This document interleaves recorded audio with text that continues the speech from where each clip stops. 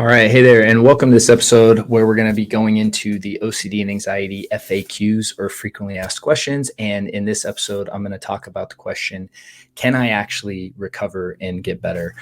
So for those of you that don't know me, my name is Matt Cotty, and I'm the founder of Restored Minds and the creator of the AAA Response.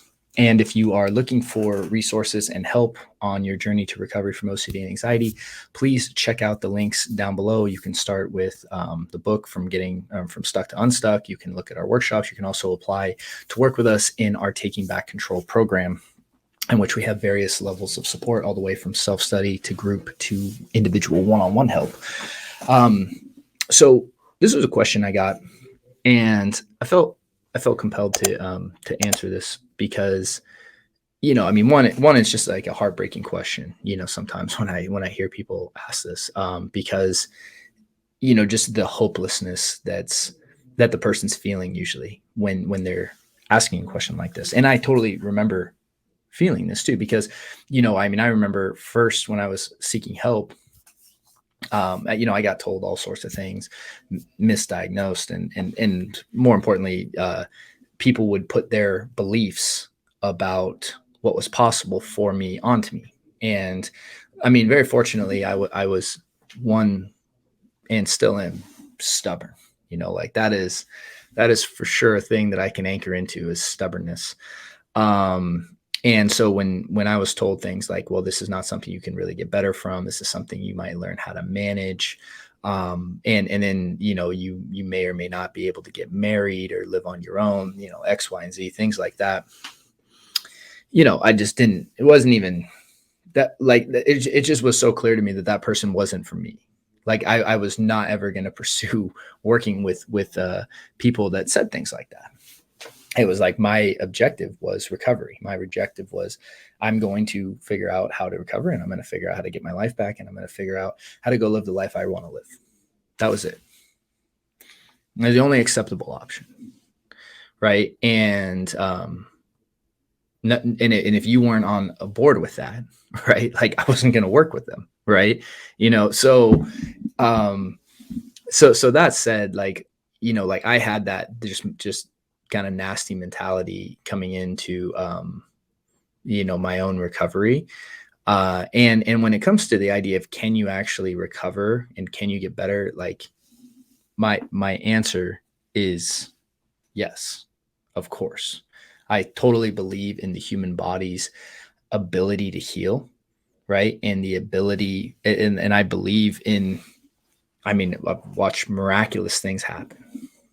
So I'd say that the first thing is really about, you need to believe that you can, right? Because like if you read like Joseph Murphy and his book, The Power of the Subconscious Mind, talks about the law of belief.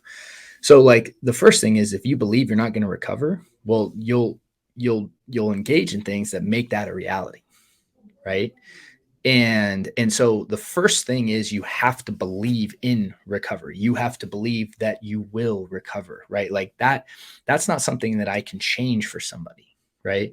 This is why, like, the difference is not if, it's like, are you going, like, what do you believe? And again, what beliefs have you taken on from someone else, just because someone said something or you read something on the internet or all that stuff? It's like, you have to let go of those limiting beliefs that you're bringing into this. And even if you've tried a bunch of things to this point and haven't had results that you're looking for, that oftentimes is not necessarily an indication that there's anything wrong with you, as much as something hasn't been explained to you correctly. You haven't been receiving the right guidance. And so you just keep pursuing that answer because it's out there, right?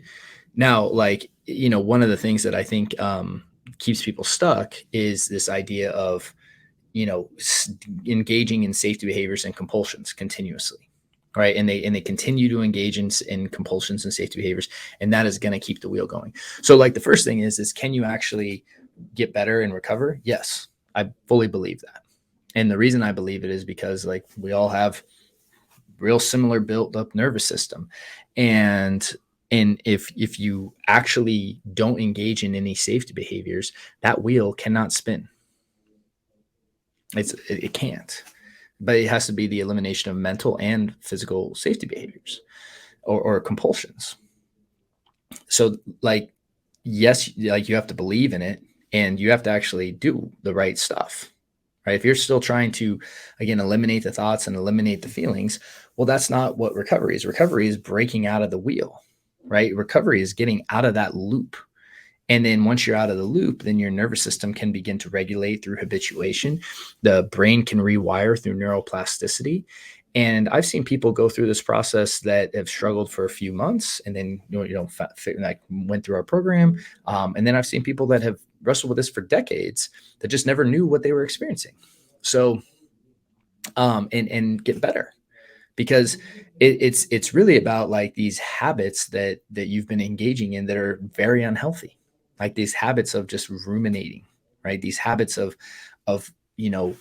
always trying to get rid of your feelings, avoiding your feelings. These things are habits that are keeping that loop going. So, to the person that asked this question and the people that feel this question, I mean, number one, I always want to say that there's always hope. There's never such thing as a lost cause. And even if that's like, hey, I've tried, 24 different therapists and all of them are saying I can't. Okay, it's like, hey, you know what? There's the right answer out there for you. And your job is to always keep pursuing it, just to keep going. So when you're in these kind of states of feeling, if they're feeling hopelessness or stuff, your job is to keep going and to keep going and keep going until you find the person that or whatever it is that is going to help you do the work that you need to do to get better. Number one, I think the first thing is you're always actually the solution. You're the only person that can actually get you better. But if you're looking for guidance, then it's about finding guides that you really do align with, and people that that are going to be able to walk you through to solve whatever it is that you're looking for. Because I don't think this just applies to OCD and anxiety. I think it applies to anything, really. I mean, even physical healings. It's like, man, dude, it's like you read some of the stories out there of things that have happened, and it's like, I believe in possibility. I mean, I will say that unequivocally, right? So that being said, my answer to this question would be yes, and really anchoring into the belief and you adopting that belief that that's going to be true for you. It's going to be a big part of that. Then also doing the right things and really understanding what recovery is breaking out of the loop. Recovery is not an absence of thoughts and feelings. It's an absence of safety behaviors and compulsions. That is recovery. That's how you measure recovery correctly. That's how you track recovery correctly. And recovery is that loop cannot spin unless you engage in those behaviors. And there's going to be people out there that disagree with me and say, hey, we can't, that's impossible. And, this and that. And, let them believe that. It's okay. There's people who are going to completely disagree with me on this. Good. That's okay. I'm not here to convince everyone to try to think like me. I'm telling you how I think. Right. And this is just me sharing my own opinions.